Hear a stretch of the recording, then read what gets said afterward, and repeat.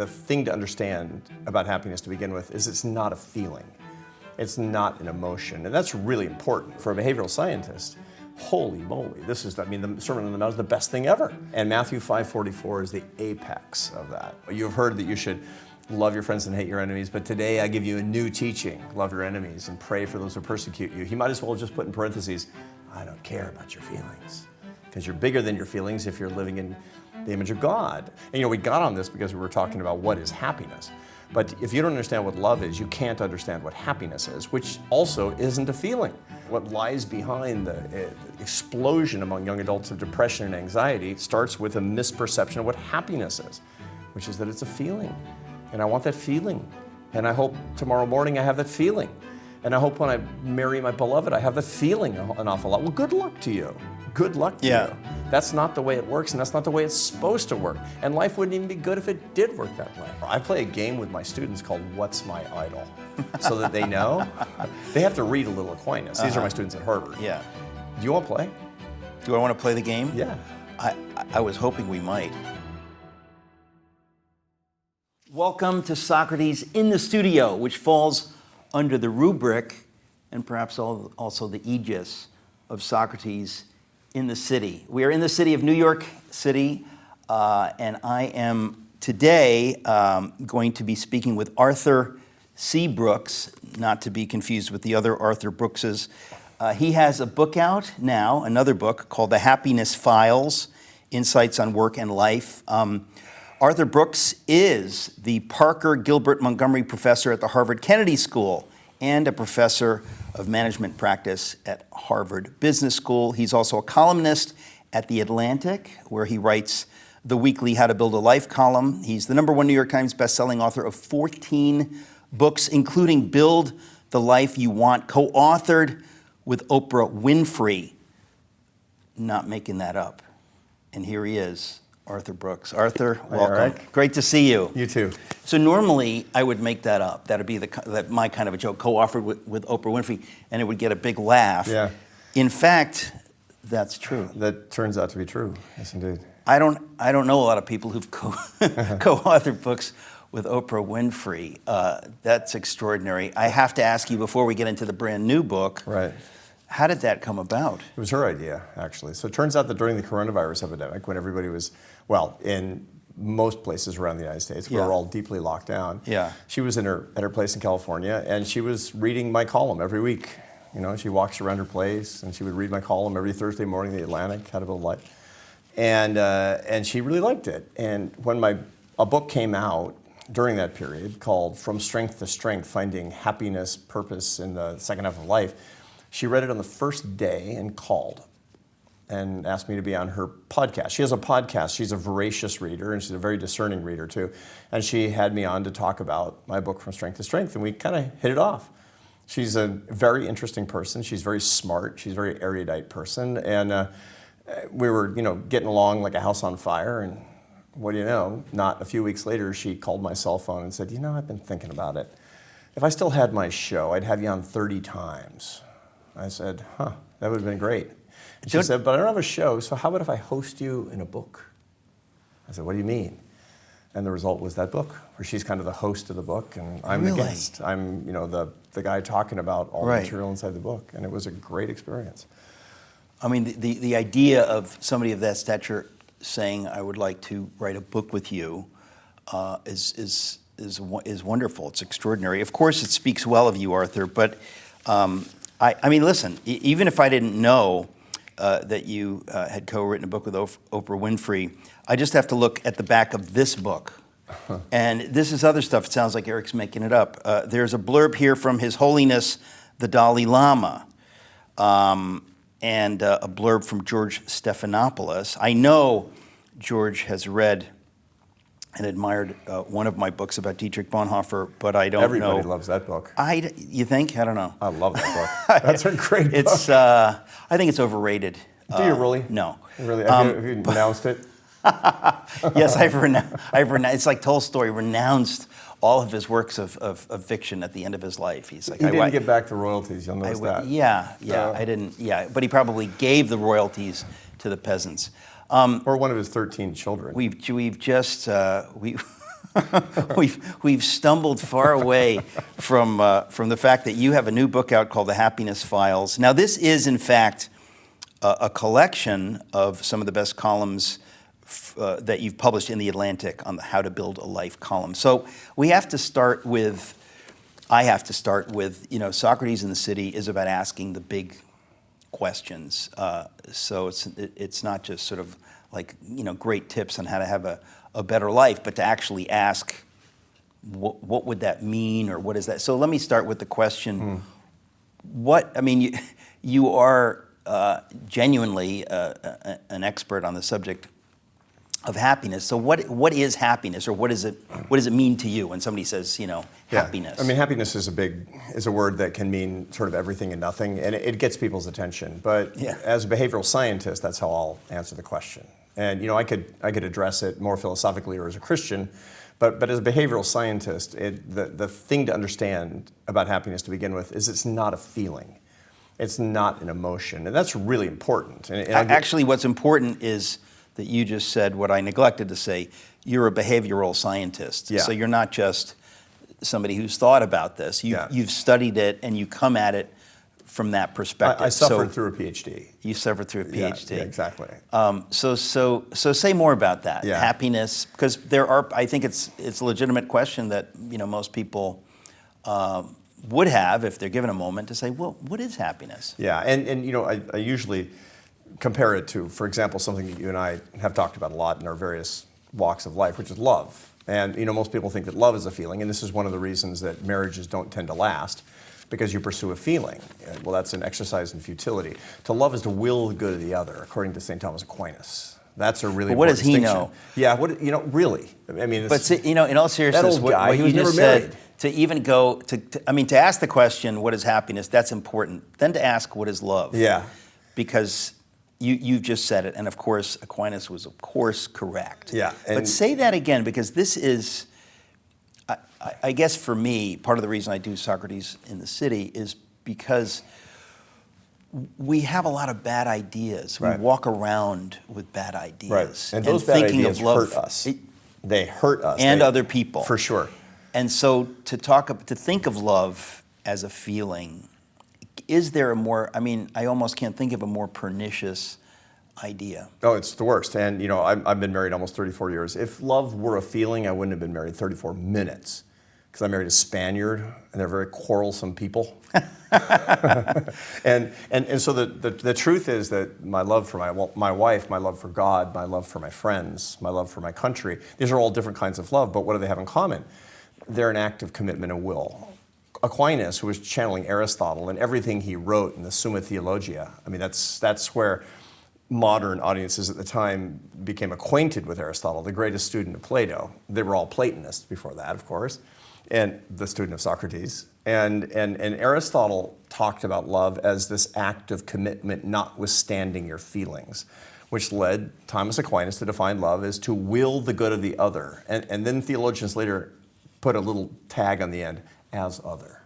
To will the good of the other as other. Now, why did who put the tag on the end? Well, that was actually Michael Novak, of all Michael people, Novak. who is a Thomistic scholar. To will the good of the other as other. Yeah. Your wife loves you as you, not as an appendage of her. Right. And in so doing, she truly wants your good, which is heavenly love. Right. That's what it really means. That is to be, if God is love, that's what it means for us to love. And that's an act and a commitment because it goes against our feelings a lot of the time. And that is the moral imperative. That's what sets us apart. That's the divinity in mankind, is to defy your animal instincts and to love somebody despite actually how you feel in a particular moment. And that's the essence of being fully alive. Well, speaking as Christians, it's the same thing. When somebody says, this is funny, I wasn't going to bring this up, but I find this hilarious and delightful. One thing that we have in common, we have a few things in common, but one thing that we have in common is both of us nice head of hair. This is a horsehair wig. I'm very open about that. So where do you get your horsehair wigs? It's, as a kid, my father took me to a ranch, and it was a real bonding thing. I picked out the horse. One of the things we have in common is that both of us, about a decade apart, were invited to be the main speaker at the National Prayer Breakfast. Oh, yeah. And when you spoke, I spoke when Obama was president, you spoke during Trump's first term, but when you spoke, you talked about, because we're talking about it right now, the concept of loving your enemies. Right.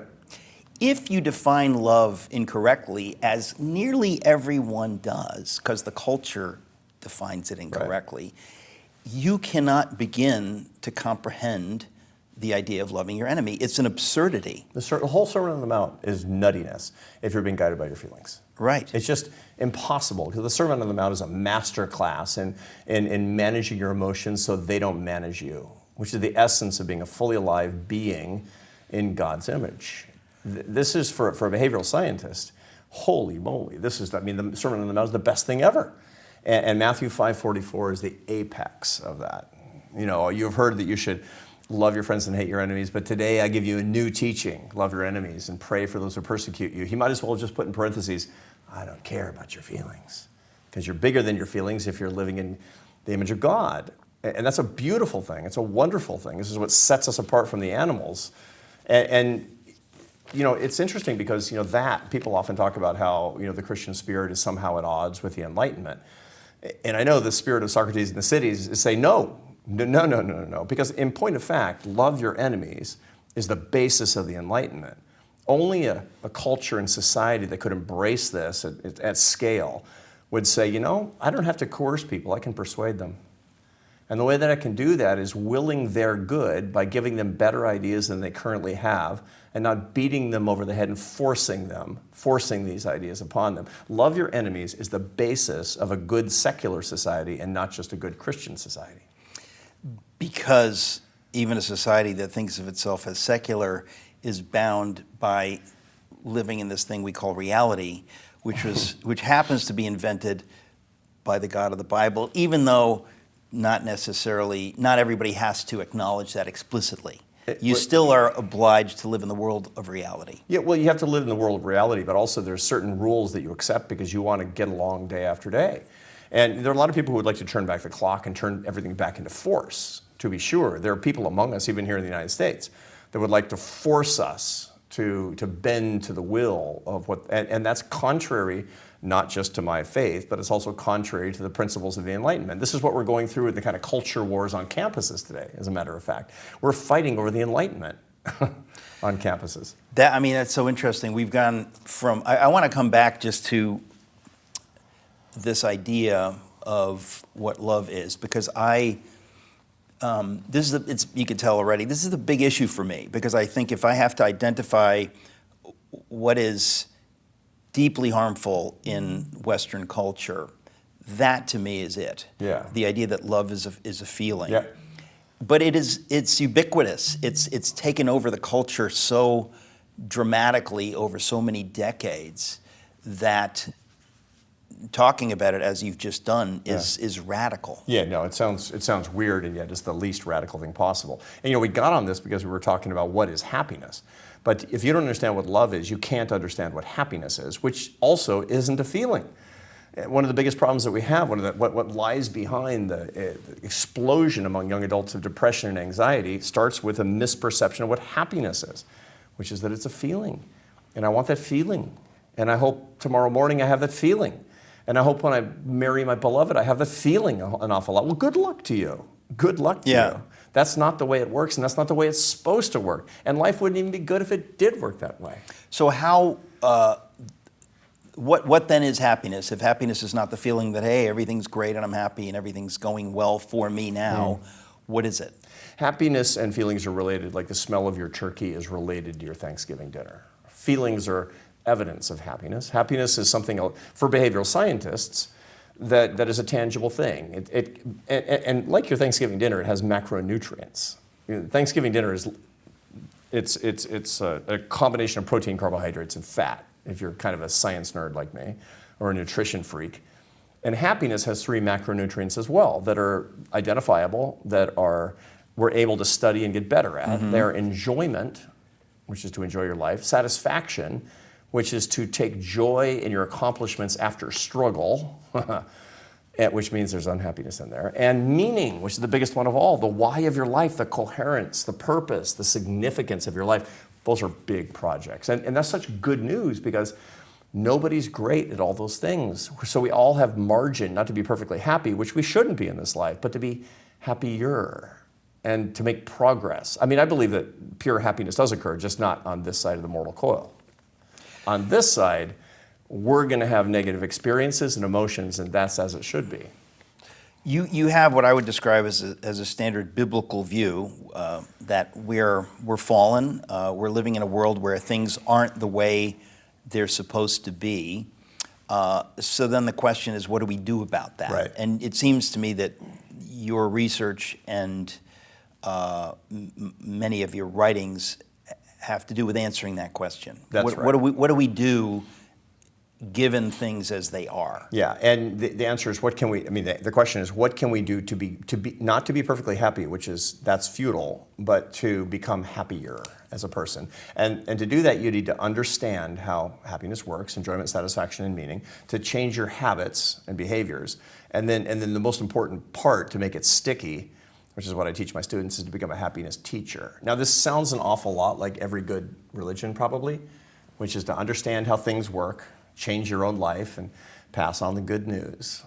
And that's exactly how it works in science as well. It doesn't sound like most of the religions that I'm familiar with, so we'll just skip that conversation. But I think it's read the Bible, change your life, and spread the good news. Well, it sounds like that religion. Okay. But that one. And there are many people who, Yeah. even within the biblical tradition would quibble. But the three things you mentioned, enjoyment, Right. Satisfaction. satisfaction, and meaning. Right.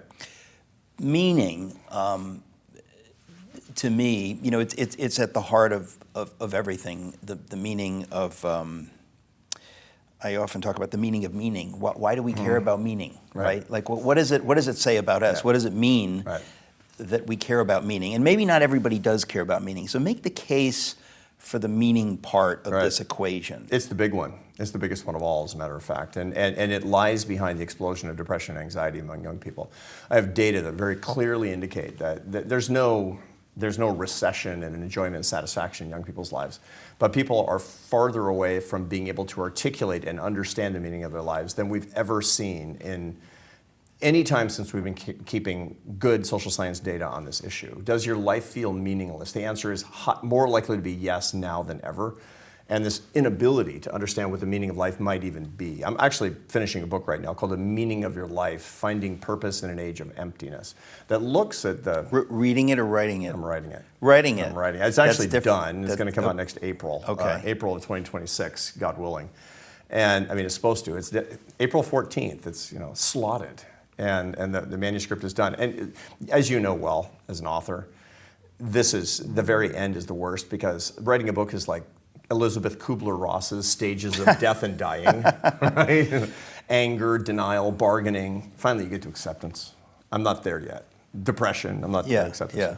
But one of the things that we find is that this idea of coherence, why things happen the way they do, purpose, the goals and direction in life, and significance, why my life matters, this is almost impossible for people to articulate who've been completely inculcated in a culture where they've distracted themselves with social media, with dating apps, with technology that's literally discouraging them from using the parts of the brain that are necessary to apprehend the dark consciousness within which an understanding of meaning resides. Also, where you can feel God's presence. Well, that's when we're talking about meaning, I mean, I think that there are a lot of people who, whether they would be able to do it explicitly, would nonetheless say, I don't know that life has meaning. In other words, I can say that life has meaning because I know that a God who is infinite love deliberately created me for his purposes. How would you articulate the meaning of your life? How would I articulate the meaning? The meaning of your life, which I guess your personal mission statement, and probably you've done this before, but if somebody says, What is the meaning of Eric Metaxas's life according to Eric Metaxas? What Well, would you say? I don't. Before I attempt to answer that, I guess what I'm getting at is, I can see a lot of people say, look, I don't believe in God, so I believe that we're just here. We just evolved out of the primordial soup, which is scientifically preposterous, but everybody seems to believe it, that we just arrived here. If that is the case, if we arrived here as the end result of an accidental process, then it would follow logically that our lives actually don't have meaning, but for some reason we have to talk about our lives as though they have meaning. Or people will sort of say things like, well, I create my own meaning or something like that. But thinking on the larger level, why would somebody need to think that their life has meaning, or that they have value? They won't be happy.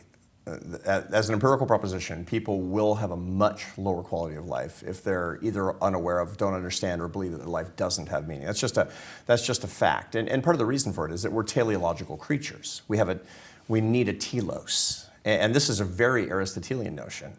We have to have a why of our lives. People who actually can articulate a why of their lives, which, by the way, there are a lot of pretty happy people who aren't Christians like you and I are, and they think not of meaning in a supernatural context, but they do think about it in a pretty robust and in a decent way, as far as I'm concerned. But what they all have in common is that they have an understanding of the answers to three questions.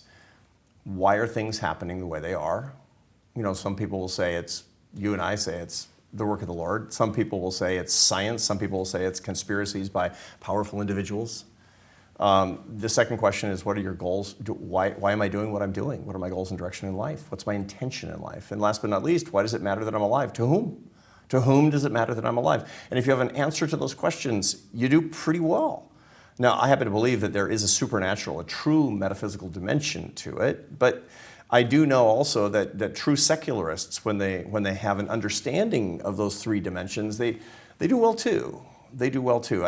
I would take issue about whether or not they're metaphysically correct. That's all. But I think that's what I mean. I think that if we're to be intellectually honest, I think we'd have to admit that to posit that we're here by accident, but that our lives have meaning, is to necessarily fudge a piece of it. And I think good luck to somebody if they can if they can fudge it, because I do think it matters. Yeah.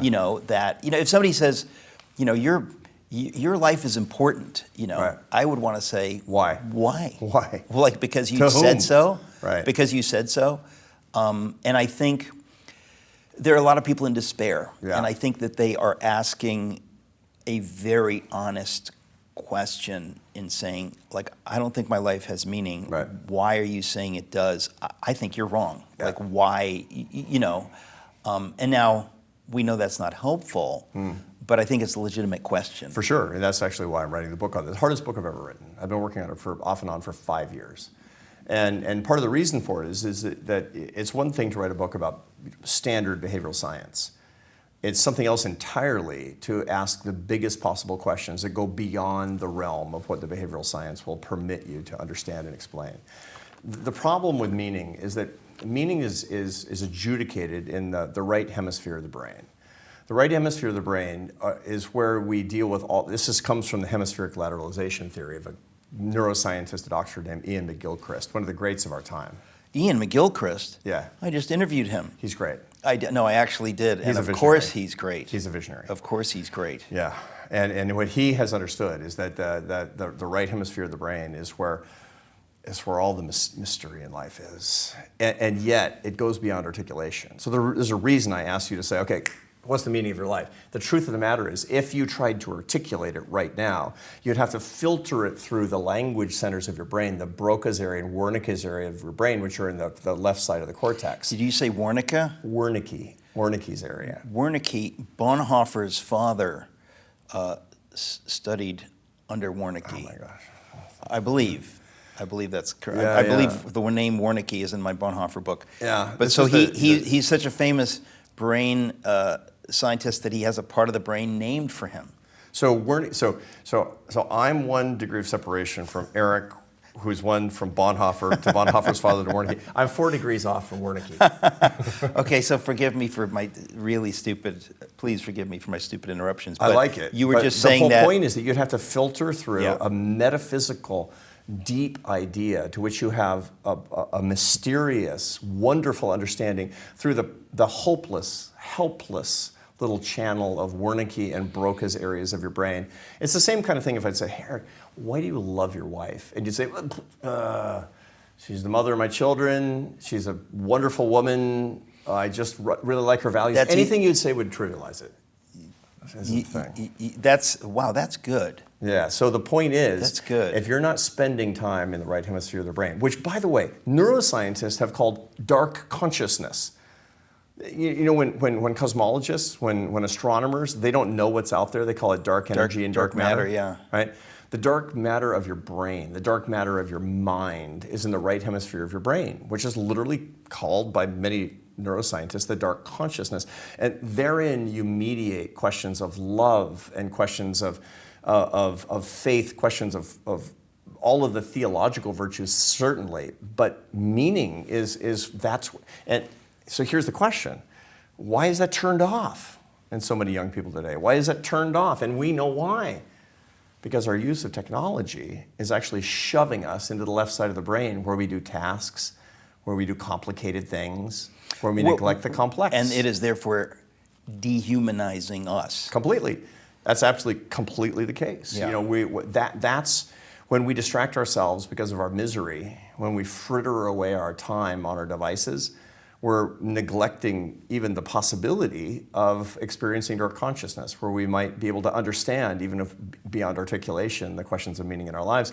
And that's what we need to get into. So that's why when you're in periods of deep and intense prayer, that's why you're conscious of the presence of meaning in your life, even though you can't quite say why, because you're using the part of the brain, the God antenna, perhaps.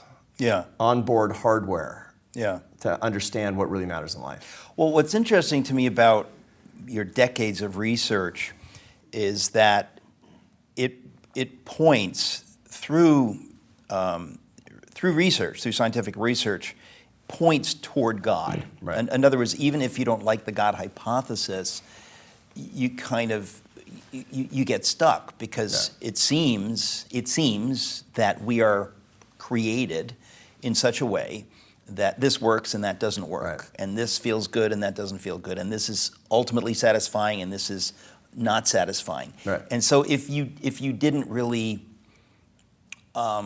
care too much what you discover, you're just looking like a scientist and trying to look at a human being, and you'd be drifting toward this God hypothesis. Yeah. Because even when people talk about like dark, what do you call it? The dark consciousness. The dark consciousness. It's funny when people who don't, they don't have a term or they don't know what it is, so they come up with a term and they go, okay, so it's that. Yeah. But what is that? Yeah, no, exactly right. And there are a lot of behavioral scientists who are not religious. They're not, but they tend to look in what we would call sort of partial equilibrium. They look at salami slices of human behavior. And when you start trying to put it together, for me, it's just I can't get away. I'm sucked in. I'm in the vortex. I'm in the God vortex. I can't escape. I can't escape. Because when I look all together into what these things to which my life points, the science points, the experience of life on Earth, what it actually all means, I come up with the Godhead. I come up with the creator of the universe. I can't find a better way to explain it. Well, that's the issue, right? Is that I always invite people. Can you if you can find a better way of explaining this? I'm open because Right. I'm only interested in what's true, not sure. in my version of the truth. Well, so to get back to your definition of happiness, it seems that part of the appeal of your books is that most people, wherever they come out on the theological or philosophical spectrum, they would like to be happy. And so you've kind of caught them there. Right. You've caught their interest. And It's so a good market position. Well, right. So what do you say? Now I know in this book it's a compilation of columns, but what are the things that you touch on as the points? That the first thing that I ask people to do is to think a little bit in their own lives about where they need the most work. I mean, some people have trouble with enjoyment. They do. Some people have trouble actually having purpose and goals and achieving satisfaction, or they can't delay their gratifications. And some people really do have this crisis of meaning that we've been talking about. So I ask people to self-diagnose a little bit and then work on the part of their happiness where their happiness is weakest.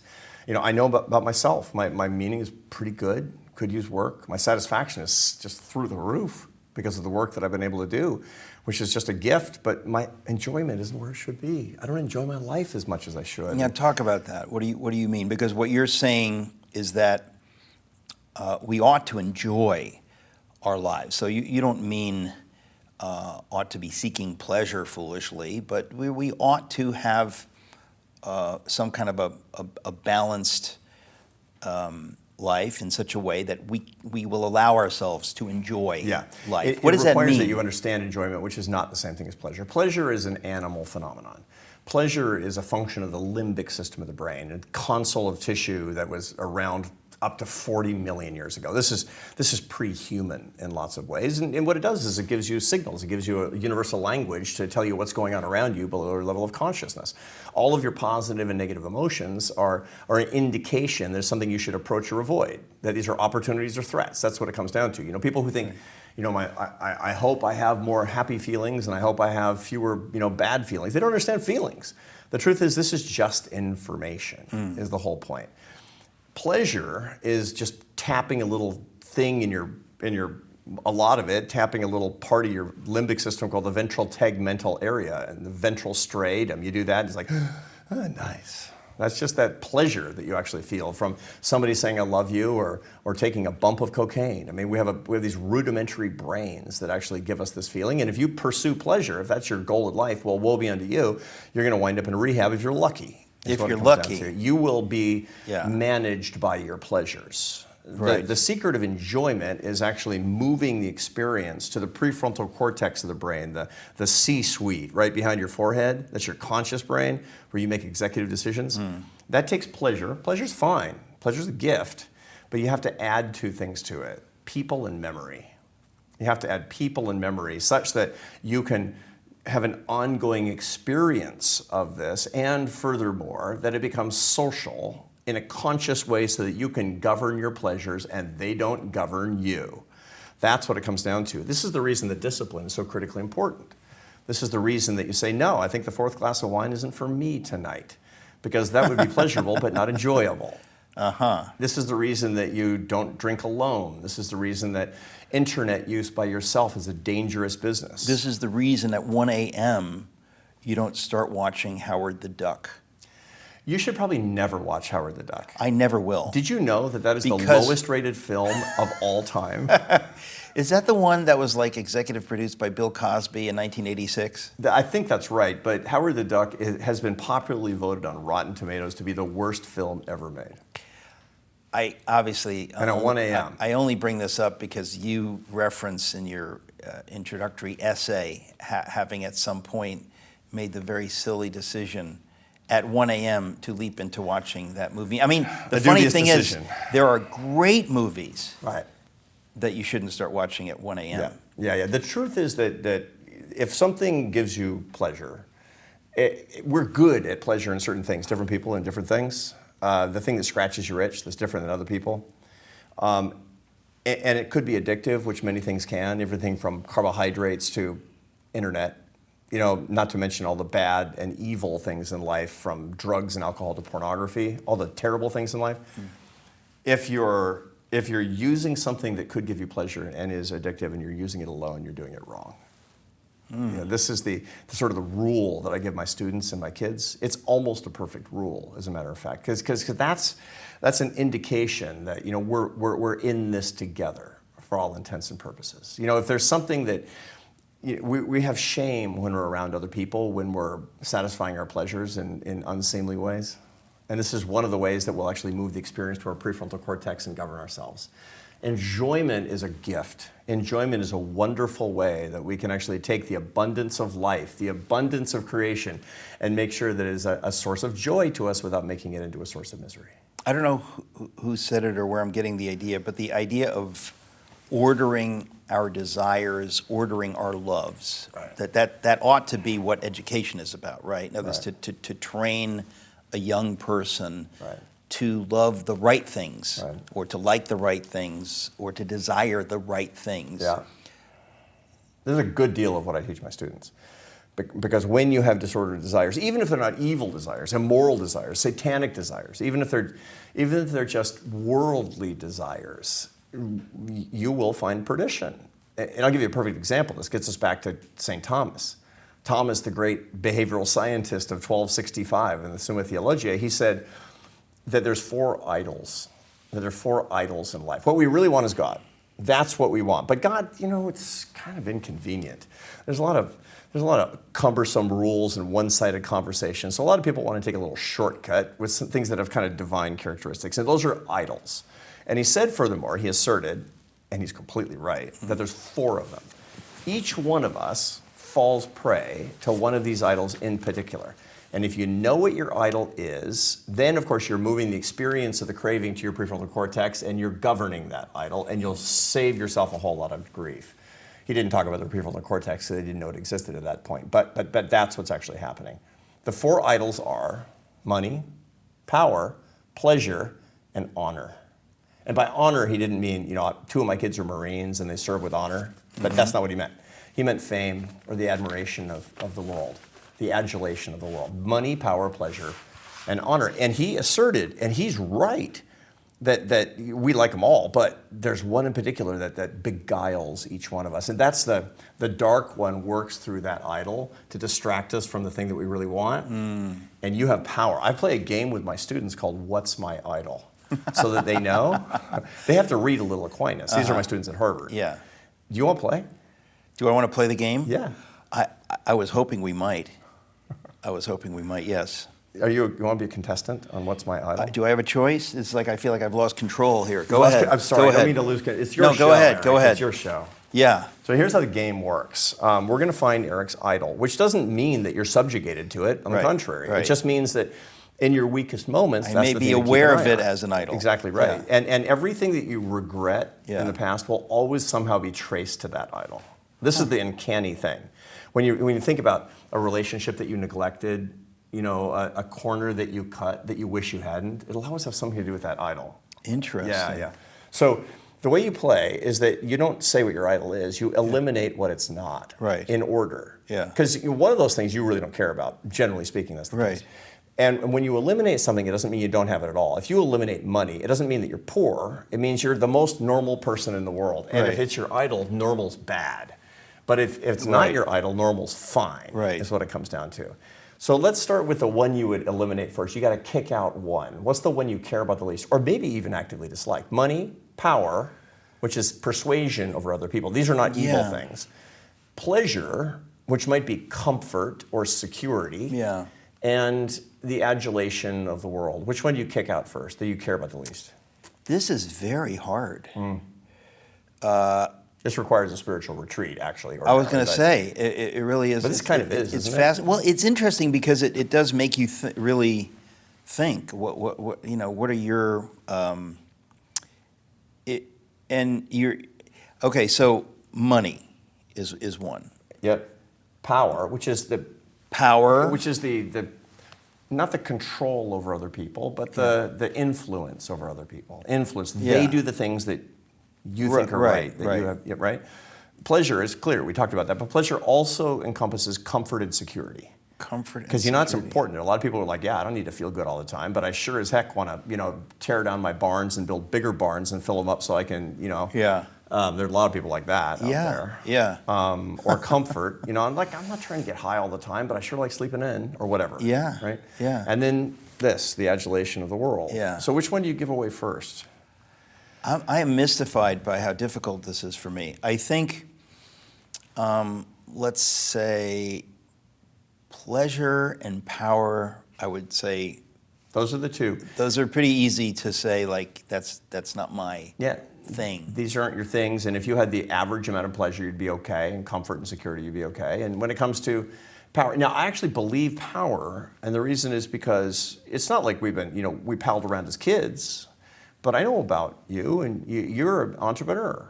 You probably hate people having power over you, is my guess. I never think of it that way, actually. And people who dislike power and who would kick away power, they don't like actually being under the thumb of anybody else, and they've lived their lives that way. So entrepreneurs are always like this. Entrepreneurs say, look, I got a lot of persuasive capacity. A lot of people do what I say, but that's the one I like the least.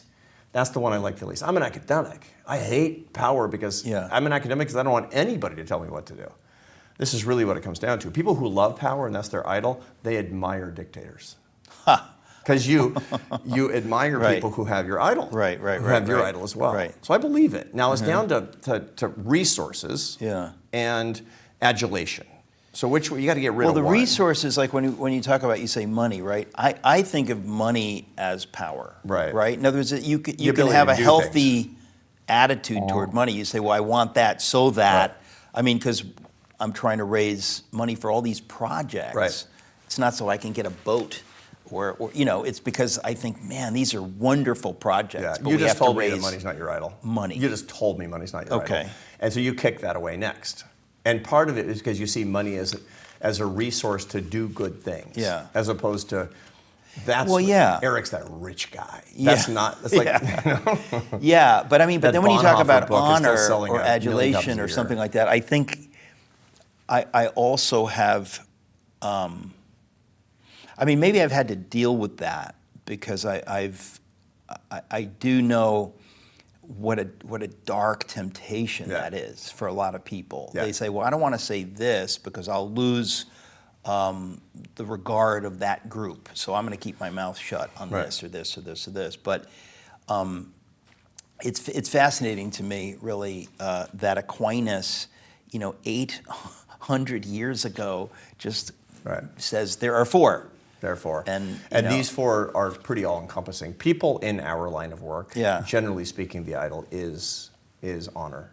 Generally speaking, and we do what we do for good reasons. I want to glorify God and edify people. I really want to, but at the same time, I have to recognize that there's ulterior motives and there's human frailty that comes into this. Mine is I'm you. I would kick out power. I would get rid of pleasure. I'm perfectly fine. I mean, it's like money's great, but money's just money. Yeah. But man, I want people to like me. Yeah. And I know perfectly that when I've cut the corners, when I haven't spent the time with my children when they were little that I should have, when I haven't given my love and attention, when I've neglected my prayer life for a day or two, it's always because I'm seeking that shiny thing in the world of people liking me. And I could go into all the social science about how the brain is wired for people who have this particular idol. I know it. I've done the work. But the bottom line is I got to watch that. I have to watch that because I don't want to cut corners. It's funny when you talk about honor, or you phrase it that way. I'm writing a book right now about the American Revolution. And so you're pro or contra? I come out as pro-American. Really? Yeah. That's a bold stance. Yeah. I come out against tyranny ultimately. Anti-tyranny. But yeah. So but the reason I bring it up is because there are two figures in particular, George Washington and Benedict Arnold, both of them for whom honor was everything. And it's fascinating to watch, to look at the characters of these men and to see one of them follow it to perdition, as you put it. It's fascinating because honor really meant everything to Benedict Arnold. Right. And so he was very, very great. And it led him astray. And he was completely principled in his pursuit of what ultimately was incorrect, what was wrong. Is that right? He was principled. I don't know. It's a fascinating case study actually because it's actually heartbreaking because you see this. I mean, you could say the same looking in the scriptures at Lucifer, you know, the fall of Lucifer. Well, it's because he was, you know, so great that the temptation was there. You see this with people, right? If anybody who has a tremendous gift, it's very dangerous because that gift can, Well, because that turns to pride. And pride. Yeah. So the Luciferian case is really interesting because, you know, where, of course, he speaks Latin because, you know, the devil speaks Latin. Where, you know, he says non serviam. Yeah. Non serviam. I mean, this is the ultimate thing. I mean, this is the ultimate conceit of humanity. Non serviam. I will not submit, which is a, you know, and it's not clear in a lot of in these cases. That's the reason I asked about Benedict Arnold. Was he saying non serviam, or was he saying serviam, but to a different authority based on his moral principles? It's hard to say. It's hard to say. I think, you know, anybody, if we're honest, we would say that if I feel that I haven't gotten my due, I deserve this, I deserve that, and every time I get screwed over, and it's finally I've had enough. Right. That's kind of his story. He was, is that right? Yeah, he deserved over and over, but it's fascinating. It's like there is a kind of dark thread that's always there with him. And where does that come from? But it's always there that he makes enemies sort of wherever he goes. Really, he was a problematic person. His father was, this is now in Connecticut, right? His father was an alcoholic, and the father was publicly denied communion at church. It must have been humiliating for a young man to see your father, you know, kind of become the town drunk. And I think that he thought that with his own extraordinary gifting, he would lift the family out of shame and poverty and stuff. And so he did tremendously well as a merchant. He's in New Haven. He buys several boats, and he's sailing around the world and making tons of money. And if you're a merchant in the colonies at that time, you have to be a smuggler. In other words, you have to be eluding the British government was often, you know, asking you to pay duties and stuff, and pretty much everyone didn't. Right. So it was in his best interest, you know, to join the Sons of Liberty and to stand with those on the side of liberty. But I don't know how this happened that you're interviewing me about my future book. This is super interesting. I can't wait to read the book. I'm getting a preview on the book. But You'll actually be on my show about this book, and we'll talk about my stuff. but what's so fascinating, because he was all in, and there was no one who was more heroic and successful militarily than Benedict Arnold. I mean, it's fascinating. But eventually at Saratoga, he injures himself horribly, and it leads to him getting a desk job in Philadelphia, and on and on and on. But he, over and over again, he gets treated poorly, he thinks. And nobody knows at what moment he basically says, okay, I'm gonna go to the dark side. Yeah. Of course, nobody thinks it's the dark side. I mean, Hitler didn't think he was doing evil. He thought he was doing good. Well, this is the question always. You know, we attribute venal motives to our opponents so that we're sincere, and they know they're the baddies, but they're the baddies nonetheless. I mean, this is always how we look at, you know, history retrospectively, but it's also how we look at political debates today. People on the opposite side, well, they're capable of any terrible thing because they're low integrity people, is what we say. Now, looking inward at ourselves, we're complicated. We're complicated individuals because we're fallen, we're sinners, we're men and women. and what Aquinas would say about probably Benedict Arnold, but certainly any of us, is that when we sell out our own principles, we have principles, we want God, and we will sell out our principles when we're beguiled by the idol. And what is the idol? It's the presence of the dark one. That's the keyhole through which the dark one comes into our lives. And when we know that, then we got power. That's power. That's godly power. You mean when we know what the idol what our is. particular temptation would be, because we then you're can on the guard lookout. we can guard against And it. so look out. Here's the irony. You know, we're such prideful creatures. You know, Dante and Virgil, they find that, you know, Satan half frozen to his waist in a lake of ice. With Brutus, Judas, and But the traitors. there are three of them. The three Brutus, traitors. Brutus, Judas, and can't be Benedict Arnold, because he was after 1300 AD. Anyway, it doesn't matter. Cassius, I don't know. Yeah, and then Dante's, you know, the schoolyard bully, and from Dante's elementary school experience or something like that, probably. It's like, you know, Right. It's, Yeah. it's like he made his Right. way into hell, Right. in the inferno. But the whole point is that this pride that we have actually will even turn our idols against us, because you'll find the idol that you don't have and make that a source of pride. You see how I live with nothing? Oh. You see how much Yeah. I don't, see how non-hierarchical I am? Right. You see how I lift up everybody, and, Right. and everybody can call me by the first name, even though I'm the head of this hedge fund? You see, see that's where he's so good. Look, that's the good. devil's so good at his job. That's He's good. You so should good. write a book about this. Yeah. You should think about it. Just think about it. All right. Promise to think about it. I promise to think about it. Yeah, Well, I'm thinking about it right now. You're making me. The book that we have here is The Happiness Files: Insights on Work and Life, and there's so much in here, obviously, because it's a book of columns. But it seems to me that you're touching on the key pieces, and it has something to do with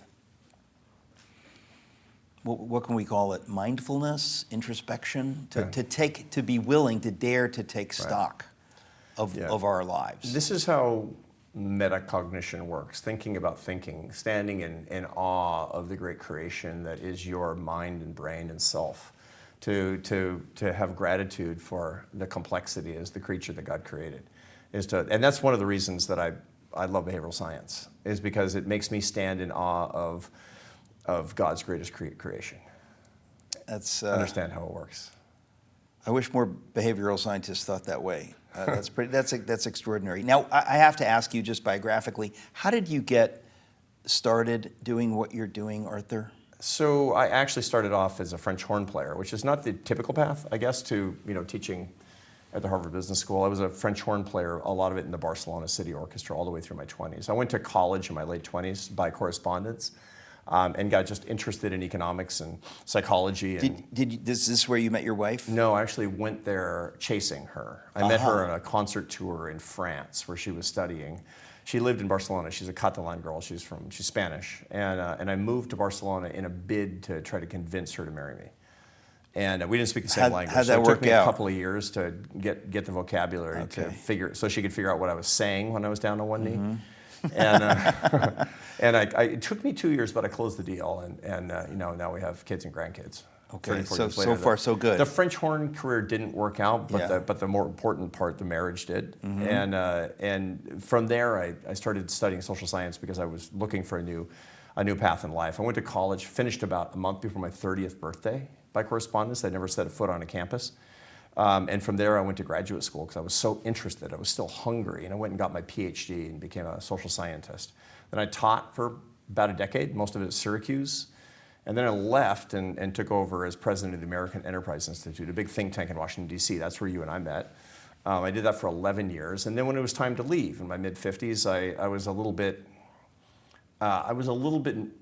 confused about what I was supposed to do, which people often are in their mid-50s. And so I did what Christians have done for more than 1,000 years when they have a discernment question. I walked the Camino de Santiago across northern Spain, walking and praying. We've all done it. Yeah, walking and praying every day. Lord, guide my path, I said. And entering Santiago de Compostela in northern Spain, God gave me an answer, which was to lift people up and bring them together in bonds of happiness and love using science. I went back to my roots, took a professorship, and dedicated myself to this work for the rest of my life. How did you, if I can ask, discern that? At the end of this, how long were you walking and praying? 8 days. I mean, the whole thing is 33 days, but my wife Esther said, you do 33 days by yourself. I'll do 8 days with you. And so, I took the 8. Okay. But that's okay. That's 160 kilometers, and that's not too bad. But not bad. But did you, was there, I mean, because I'm really fascinated, almost as a with scientific curiosity Right. about how people hear from God. Or Yeah.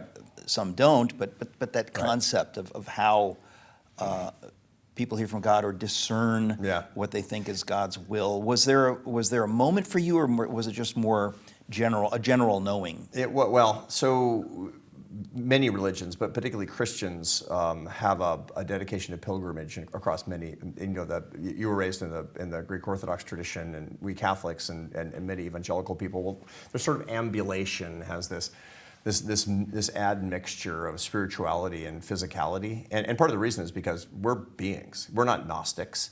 We believe that Even Gnostics aren't Gnostics. I know. Yeah, they just think they are. Yeah. They're just the holy spirituality with the shell that has to fall away. But no. We believe in the resurrection of the body. We believe the body is part of us. We are corporeal beings. We are, and Yes. our Savior Yeah. was fully God and fully man. That's a big deal for us. So we got to take it seriously. And so exercising your body, mixing your spirituality with your physicality is a really important exercise that has been so since the time of Christ. Which is one of the reasons that people find when they do a pilgrimage that the discernment comes easier. And there's a whole lot of science that goes in behind it. You're actually better able to access the dark consciousness, the right hemisphere of the brain, when you're in the process of ambulation. If you walk without devices, you're more likely to have epiphanies. I've actually noticed that. I mean, Yeah. I'm a runner, Yeah. and I have noticed that. Run without devices, Yeah. you'll have your best ideas. Lift weights without devices, you'll Yeah. have your best ideas. This is why you have your best ideas in the shower, because there's no devices in there unless you're some sort of weirdo. Right. So this is important. and so what people believe is that That's going to be a dark day when they figure out, how to create earbuds that you can wear in the shower. That will be the bad. problem is they work in the shower. Yeah, you shouldn't have said that. I know. Don't say that publicly. I know. Your whole Socrates in the Yeah. city, the entire Socrates is everybody's going to be doing that. from People now can on. listen to this in the shower, but don't. Well, keep going though. Yeah, so the tradition is as you walk, your discernment will be progressive. Yeah. And there was a belief, an ancient Christian belief, from the 3rd, 4th, 5th century, that upon entering Santiago de Compostela, where it's believed that the apostle St. James, the brother of St. John, sons of Zebedee, sons of thunder, that his remains are there at the cathedral of Santiago de Compostela. Really? That God will give you discernment. But the bigger point is this: if you want to know your path, you need to pray, and that means you should do all the talking. You should pray without doing all the talking. You need to listen. There's a listening prayer. And you need to occupy yourself when you're in the process of listening. And that's a hard thing for people to do. That sounds like a one-sided conversation, but it isn't. No, that is difficult. It's a real hard thing to do. Catholics will do it in front of the Blessed Sacrament. Just like, and so, I'll recommend to a lot of fellow Catholics, if they want the knowledge that they seek, if they want God to put the knowledge on their hearts, to spend time every day in front of the Blessed Sacrament. But a walking pilgrimage really does that too. And I believe that to be the case, and I strongly felt it. I strongly felt a very strong idea that my job going forward is to glorify God and edify others using science and ideas. You're not just making this up. Oh, I'm only making it up because it makes good copy. It makes good. No, but internet. how wonderful. But I kind of feel like you were already doing that. Yeah. Weren't you already basically doing that? I hope so. I hope I was doing that. But there are junctures in your life. There's liminalities in your life, betwixt and between, as they say. The periods, the epochs, and you need to find new ways to kind of spiral into a new way to express that. And I didn't know what to do. I wanted to bring to full fruition my faith and my knowledge. I mean, God gave me the ability to work in the realm of behavioral science. I'm so grateful for that. But I want to be a missionary. I want to be a missionary. And what does it mean? Guide my path so I can be a missionary, so I can do it in the service of the master. The master has need of it, right? I'm like that little colt. The master has need of it, right? What does that mean? What do I do? And that was the knowledge I was trying to get. I wasn't trying to figure out if I was trying to serve the master. I was how? Right. And that was the process of discernment that actually led me to do what I do today. So practically speaking, what you do today is you teach, you write. Right. I speak. I'm on the road about 48 weeks a year. I'm doing between 100 and 150 talks to public audiences, Wow. which is public education. I do a lot of media. Wow. Yeah, it's great. And beats working for a living. you've as they say. started a new podcast? Yeah, Office Hours with Arthur Brooks. Yeah. It's called Office Hours with Arthur Brooks. I'm just talking about behavioral science. I'm talking about the science. I'm trying to blow minds with what the data say, what the studies say, how it actually intersects with philosophy and religion. And But isn't it fascinating? I mean, I know you think it's fascinating that the data does point us in directions. That, that's fascinating that we're at a point now in the world of science where we can find this stuff, where it can help us. It can help us. It really can. It's a funny thing. If you were a scholar of, Picasso, you would need to know a lot about Picasso's paintings and a lot about Picasso, the man. And you wouldn't find evidence of Picasso, the man, inside Picasso's paintings, but each would fortify the other. And in so doing, and obviously it's a metaphor for faith and reason, I'm a much better Christian because of my behavioral science background, and I'm a much better behavioral scientist because I'm a Christian man. I think I should probably at this point ask you, how can people get this terrific product? I always want to put it as vulgarly as possible. Yeah. But in all seriousness, the book is available where people can get books. But how can people best be in touch with you and your work? Yeah, everything like everybody else, it's online. ArthurBrooks.com, just like it sounds. And there's all kinds of interesting tests that people can take to assess their own levels of happiness across different dimensions, all the things that I write and the talks that I give, all the media, a lot of free resources. As a matter of fact, there's even PowerPoint presentations that people can download so they can teach my material to their family and friends and colleagues and at their school. And man, I want a movement of happiness teachers. That's what I want. A movement of happiness teachers. That's what I want. Arthur, I like it. I like it. I'm sorry we're out of time, but what a joy. Thanks for being my guest today. I really appreciate it. Thank you, Eric. Thank you for your work. I can't wait for your new book. When does it come out? April 14th. 2026. Yeah. What a good memory. Maybe we'll push it to April 19th for, Paul Revere's Ride was on April 19th, 1775. Yeah, so but it's got to come out on a Tuesday, so it'd have to be the 21st. we'll see. Does it really? Yeah, they all come out on Tuesday. Okay. I can't wait to read it. Can I have an advance copy? Well, certainly. I can't wait. Yeah. Nice to see you. Thank you. God bless you. Thank you.